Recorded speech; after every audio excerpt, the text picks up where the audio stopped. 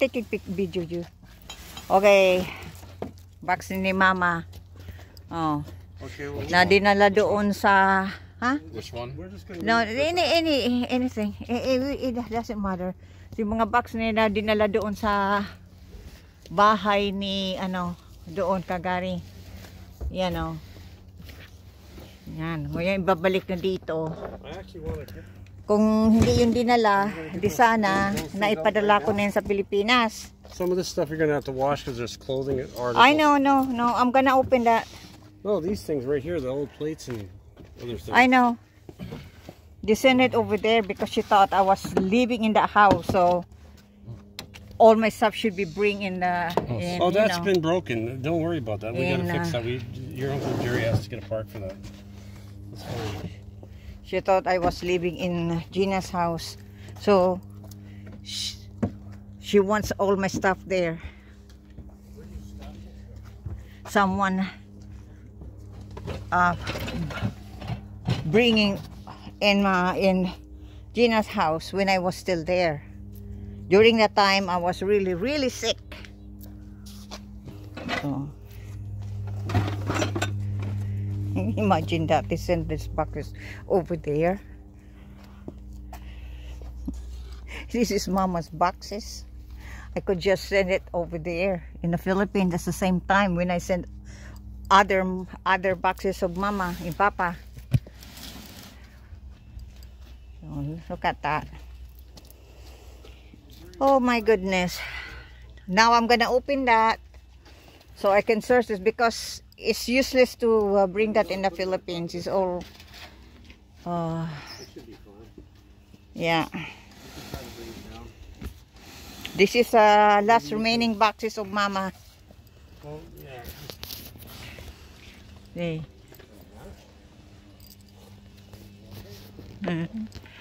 Dubie's belongings. Dubie's belongings from the living room. Bags. Dubie really sent everything. She thought I'm not staying in. I'm not gonna be in my family anymore. She think I'm gonna be in that house. Where am I supposed to bring this?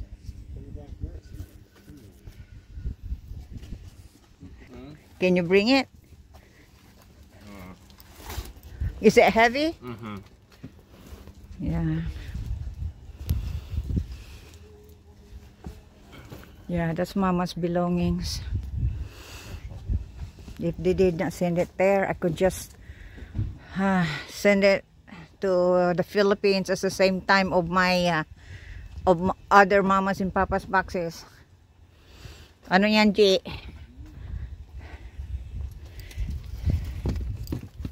Where you guys going?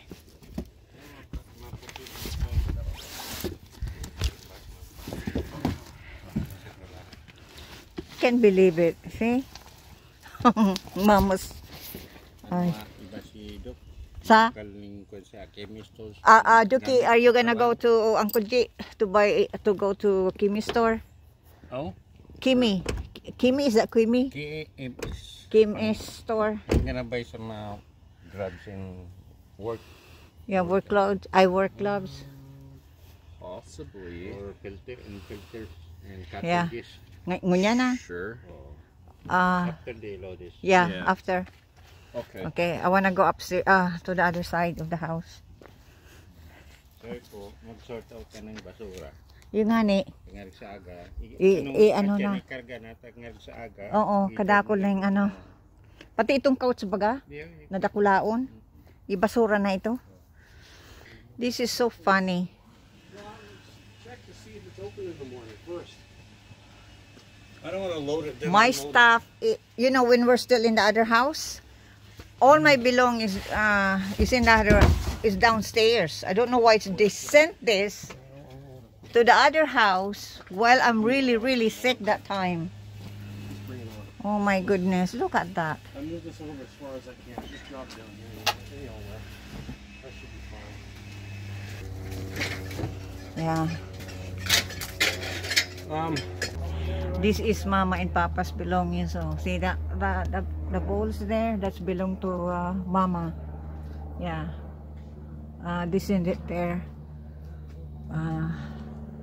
because whoever sent this to the other house, she thought I'm gonna be there for the rest of my life, or she thought that I'm gonna die.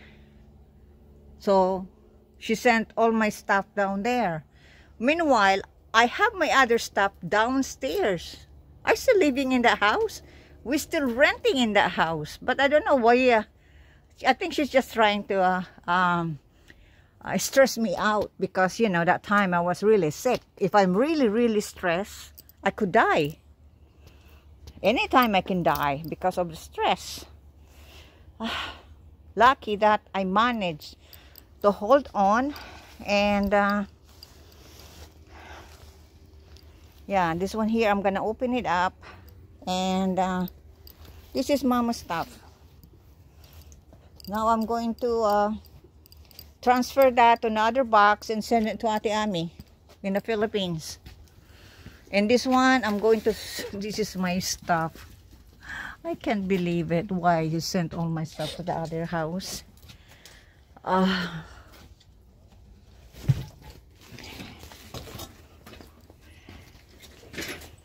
Imagine that, huh? Oh my God. See, this is the, so that, you know, the address from the other house, see, that Autumn Street. Ang akala kasi ako ay mamamatay na, kaya dinala doon. Hindi ko yan pinadala doon. Na ano na lang ako ipadala doon kasi ini-stress na ako. Oh, para matapos na. At sana binaba na lang ang mga gamit ko doon sa baba kasi nagrenta naman kami sa baba. Ay gusto lang talaga akong ano yun. Ano yan? Stress. Pero na-manage ko na hindi ako magpa-apekto sa mga stress na ginawa sa akin nung sobra pa ang sakit ko. Oh. Kahit si si G. Nagsabi na talagang ipadala doon ng mga box ko. Kasi nandoon daw ako, kaya ang mga gamit ko dapat idala na doon. Ay marami akong gamit na sa baba. Ay Diyos ko po. Oh my God. Whatever we don't need. No more? No, this is pretty much it. Hi. Doc, you wanna go now? You wanna go to Uncle G? Yeah, they're gonna be yeah.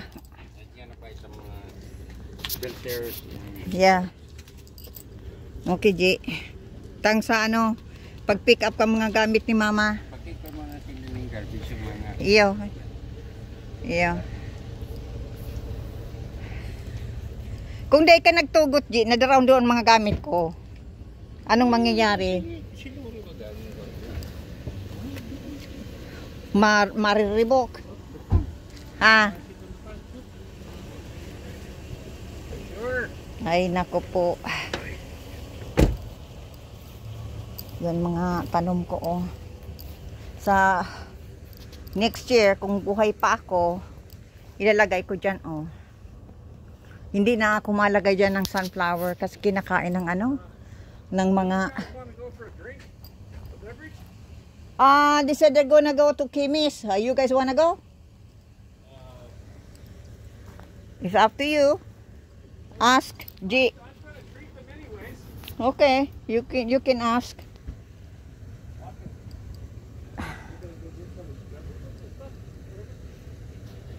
Wow.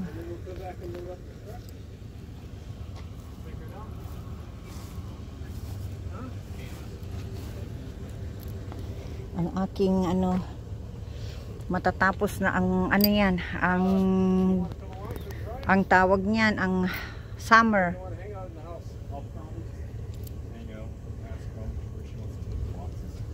Well, what about that? Is that back door? Is the back door? The garage? No, is that back door unlocked still? In the garage, the entranceway. We can lock that later on. Well, take care of this other door. You gonna go inside? You gonna go inside the house now? Where are we supposed to? Oh, in the garage. This is what's gonna happen. we're taking out some of the stuff from there in the storage, and throw in the garbage, because we have, oh, see, we have so much stuff there that need to be thrown out. Okay. Yeah. Mabibisi ako. Thank you, sweetie. Mabibisi ako na i-sort out ito. Paglagay na dyan sa storage. Dahil hindi na ito pwedeng dalahin sa Pilipinas. You wanna go inside now? Okay, sweetie. Huh? You stay behind? Yeah. Kaninong, to, mga... Want me to lock this door? Oh, yeah, I'm gonna go in the front. Oh, mga ito. Mga gamit ito na papa, oh. Oh. Kasi ang gamit namin nasa baba. Oh, mga gamit ito na papa, oh. Oh, kapapa ito. Pinadala doon. Hindi naman yan sa akin. Iwan ko ba bakit pinadala doon mga gamit ko? Ay nako, ito pati, oh, see? Doobie stuff. Oh, listen. Doobie stuff. Oh, is he in already? In the living room. Is he in the house? Yeah. If there's a beverage he wants, just to tell me. Doobie's belongings from living room. Books, bag,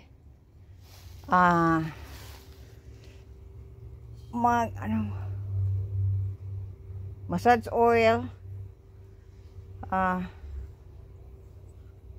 I don't know. Napapatawa ako. Yan mga kahon niya ni mama na ipapadala ko sa Pilipinas ulit. Kasi yan ang ni mama, yan ang bili ni mama na ipadala ang kanyang mga box sa Pilipinas.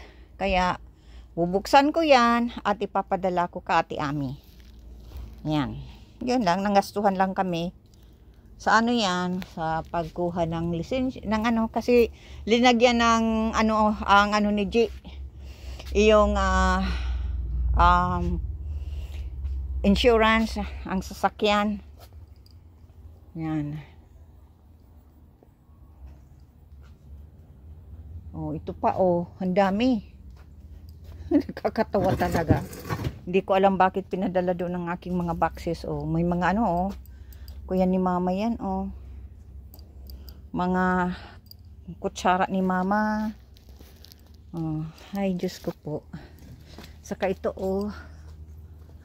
Mga damit ko ito, oh. Ako ng gusto ng nagbili lang. Oh, mga ko ito, oh. Baka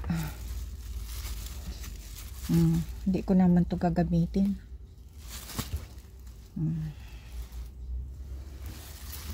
Lalabahan ko ito at pamigay. Hindi ko na yung gamitin. Tapos ito? Anong lagay nito? Sa to, oh? Mga ko ito.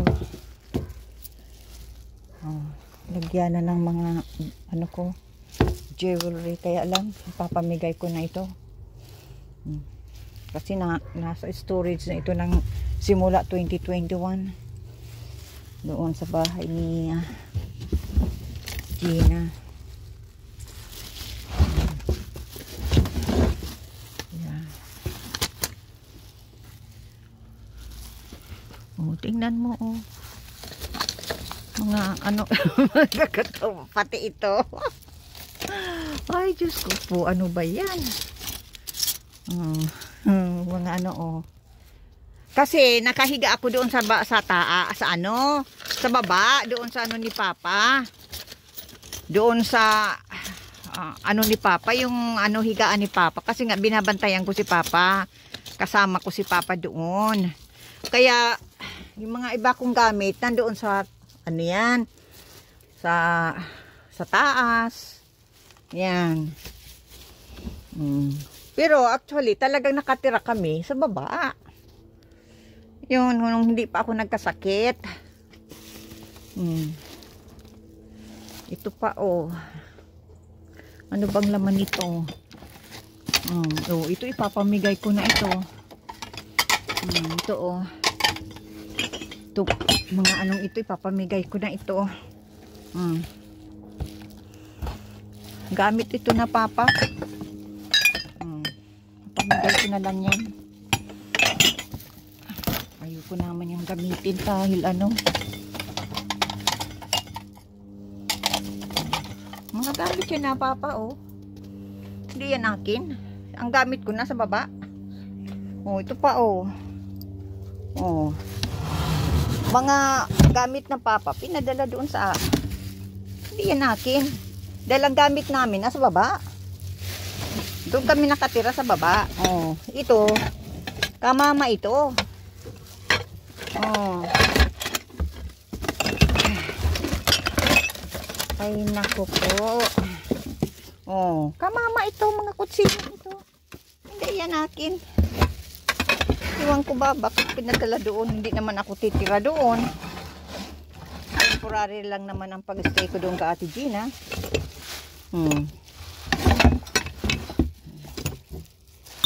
Dahil kinuha niya ako sa ospital. Oh. Kaya, oh, Papa ito. Yan natin, dahil ang gamit namin nasa baba. Oh, Papa ito, lahat na ito. Oh, mga gamit yan na, Papa. Ay, baka mabasag. Oh, hindi yan akin. Oh, iwan ko ba, nakakatawa, bakit pinadala doon. Ang akala matira na ako doon sa bahay na iyon, na temporary lang naman ako nag-stay doon. Oh, pati yan dinala doon. Ay ano, dinala na sana yan sa baba. Kung yung mga gamit kong iyan, dinala na sana sa baba. Dahil nandoon ang ano ko, ang kwarto ko sa baba. Ay, Diyos ko po. Ang sabi pinadala ko daw, hindi. Si mismo si G ang ano, ang witness na idala-dalhin doon. Bakit ko naman ipapadali dito doon? Kahit ako may sakit, hindi ako nag-hallucination kasi hindi naman apektado ang utak ko. Ang may problema, yung katawan ko. Mayroong sakit, hindi ang utak ko. Kaya lang talaga pinadala doon para lang ako stressin. Yun ang totoo. Kasi pag ako na-stress ng mga stress, ay syempre tuloy-tuloy na ako magkakasakit. Oh. Kaya lang talagang hindi ako nagpa-apekto. Mga gamit ko yan na ano, nailagay sa ano yan doon. Ay, Diyos ko po, ayoko ma-stress kasi bawal ang stress. Mga gamit ko yan pinadala doon. Nandun ang aking mga ano, mga damit ko sa baba. Iwan ko ba, hindi ko alam kung ano ito din. Baka si mga sapatos ko ito. Baka pagdating nila kasi nagpunta sa ano, sa ano yan dyan sa ano tindahan. Tingnan mo ito, hindi yan akin, kamama ito ka Papa. Hindi ko alam kung ipapamigay ko na lang ito, huhugasan ko at ipapamigay ko. Ito, maraming mga kutsara, kamama yan, ang gamit namin nasa baba. Iwan, talagang gusto lang akong stressin lang panahon na iyon. Kasi grabe, sobrang sakit, talaga matindi ang sakit ko noon. Kung hindi ko nalabanan talaga, ay matagal na akong patay. Kaya lang, maawain ang Panginoon na Jesucristo. Kahit grabe ang stress na binigay sa akin, kaliwat kanan, ano yan, nakayanan ko pa rin. Kamamayang gamit. Meron lang ako doon, ano, yung bubuksan ko ito, titingnan ko kung anong laman dyan. Kasi meron ako doon mga unan. Kasi nga doon ako natulog sa ano, doon sa sala. Si Papa sa isang couch, ako naman sa isang couch. Ngayon, may unan ako doon, may blanket. Siyempre, kasi ayoko naman iwanan si Papa ng panahon na yon na nag-iisa siya. Nagkataon nagkasakit ako, biglaan, naiwan ko yung mga gamit ko sa itaas. Yun, kaysa ipadala sa baba, yung iba kong mga gamit na naiwan ko doon sa couch, ipinadala doon kay Ate Ginang sa bahay. Kasi akala, doon ako titira. Dahil doon na daw ako nakatira, dapat dalhin na doon ang mga gamit ko. Kamamayang ang gamit. Ang mga gamit ko na sa baba. My goodness. Ay, naku po. Kamama ito. Hindi yan akin. Hindi nala doon. Patawa na lang ako. Ayoko nang ma-stress. Ay, Diyos ko po. Ay, kung ako papatalo sa stress na mga ginagarawa sa aking pang-stress, ay matagal na akong patay. Kaya lang talagang lumaban ako. Kahit kalawat kanan ang stress na binigay sa akin, kahit mayroon akong matinding sakit, ay grabe. Grabing stress ang binigay sa akin. Ang sunod, yung kortina. Hindi ako tinatantanan doon sa kurtina na hindi naman ako pwedeng makauwi dahil nga nakahiga ako. Kaya nangyari ay ginugulo ako doon sa kurtinang iyon. Diyos ko po, hinaharas talaga ako. Kaya alam na may sakit ako. Hindi ako makakilos, hindi ko makapunta doon sa baba para hanapin yung kurtina na pula. Kaya ang ginawa ko, yung papunta si Ate Gina sa sa Walmart, nagsama ako para makabili ako nung kurtina na sa banyo, yung shower curtains. Ngayon, nakabili ako. Nang nagbisita yung mga anak ko sa akin, yun, binigay ko yung yung kurtina. Sabi ko ibigay, dahil hindi ko mahanap yung ibang kurtina na hinahanap.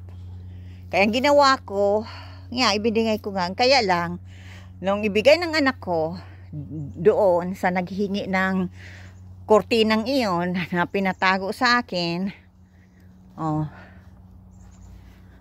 na actually binigay niya na yon. Kaya lang hinahanap. Kaya mahirap yung magbigay-bigay tapos babawiin. Ang hirap yun. Tinago ko doon sa doon sa isang kwarto. Ngayon hinihingi. Yun. Hindi ko naman makuha dahil nga may sakit ako. Kaya nagbili na lang ako ng ng bagong kurtina na shower curtains para tantanan na ako. Huwag na akong yung stressin kasi nga may matindi akong sakit ng panahon na iyon. Yung binigay ng anak ko, hindi naman tinanggap kasi hindi naman yun, yung huminto na.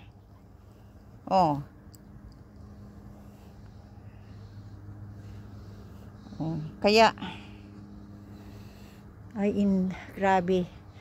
grabing mga stress na binigay sa akin. Kaya yan. Alam niyo, yung may sakit ako, hindi apektado ang utak ko. Ang apektado ang katawan ko. May hina ako. Hindi ako makakilos. Yan, sobrang hina ako talaga. At hindi pwedeng ma-stress. Kasi nga, may sakit. Tingnan mo nangyari kay Dr. Ong. Kay Dr. Willie Ong. Ho. Doktor yan. Pero dahil sa sobrang stress ng mga panghara sa kanya, mga bashers niya, tingnan mo nagkasakit. Yan nangyari sa akin. Ilang taon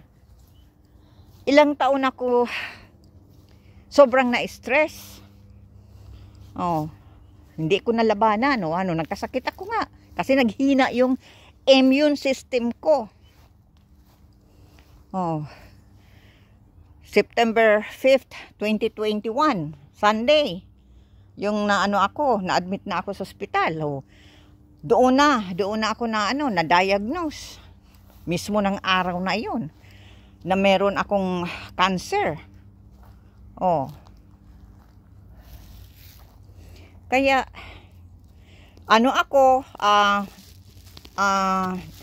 dumating yung points na ako ng, yung hereditary testing para alamin kung ang cancer na dumapo sa akin ay hereditary. Pero hindi. Ngayon, napatunayan ko na ang cancer ay galing sa stress. Kasi nga, nangyari yan kay Dr. Ong. Kaya ngayon, napatunayan ko na yung cancer ko ay galing sa stress. Kasi grabing stress ko ng panahon na yun. Kaliwat kanan ng mga nag-i-stress sa akin. Yabi ang mga ginawa sa akin. May nagpatawag ng Human Resources noong 2008 para ipakuha ang mga anak ko. Kung ano-anong mga accusation. Tapos nasunod na naman yung 2015.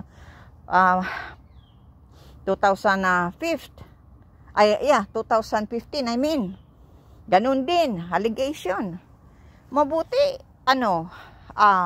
nakita naman yung anak ko na hindi naman ako violent, hindi naman ako, abusive na anak kasi in-interview yung anak ko, 2 social worker. Kaya lang, paninira lang talaga. Talagang gusto akong patayin emotionally, stress. Oh, kaya nung nagkasakit ako, wow, ang daming naging masaya. Kasi nga, mamamatay na ako. Tingnan mo, may sakit ako. Hindi ako tinatantanan kung ano-anong mga panggugulo ang ginawa sa akin. Mga kahon ni mama at pinadala doon. Mga gamit ni mama, pinadala doon. Kasama yung iba kong gamit na nandoon sa sa upuan. Kasi doon nga ako nakahiga. Ay, grabe.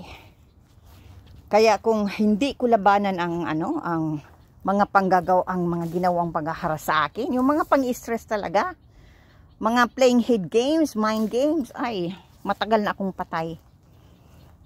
Kalain mo may sakit ako, hindi ako tinatantanan kang mga box na yan, saka yung mga shower curtains, oh my God. Ay, grabe. Kasi nga gusto akong patayin emotionally. Ay, siyempre, pag ako namatay na, edi masaya na sila. Kung sino yung mga galit sa akin, magse-celebrate na, napatay na ako. Kaya kung ano-ano ang mga ginagawa sa akin, anong ginawa na naman? Inano na naman yung yung pension ko, i-report. Akalain mo yan, pati yung mga bank account ko, kinuha yung lahat ng mga bank account ko. Lahat, akala siguro may million ako doon sa account na iyon. Wala naman na, yan, at gusto nga, ang tawag noon, tantanan, hindi ako tantanan kung anong makikita na pwedeng i-report laban sa akin, gagawin. Kasi nga gusto nila akong mamatay.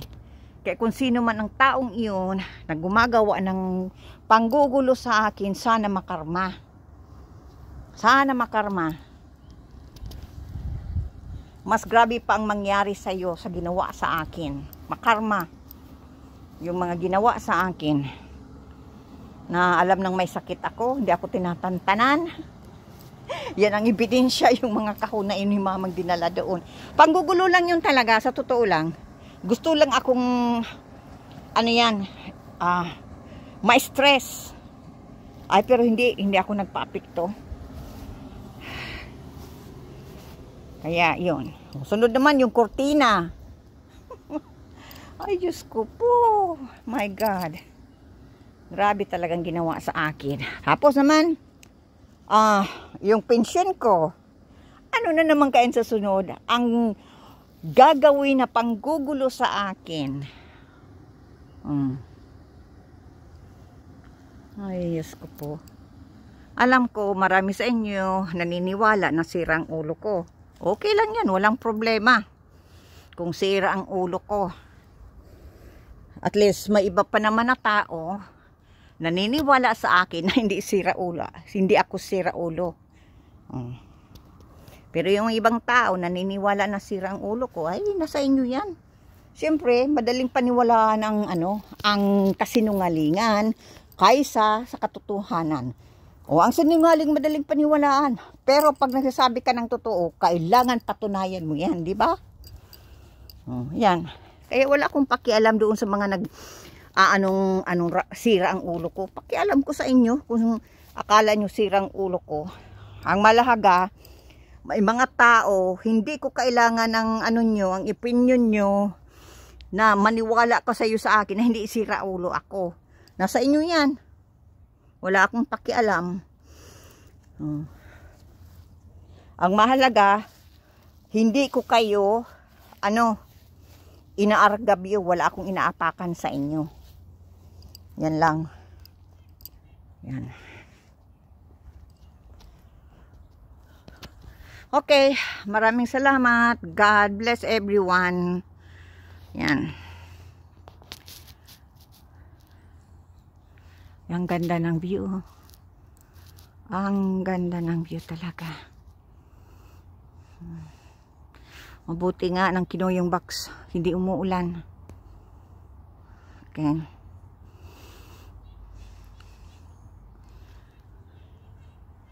Ang ganda.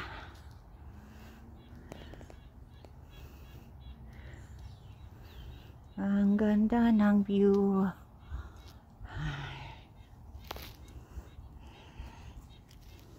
Ganda ng mga halaman ko.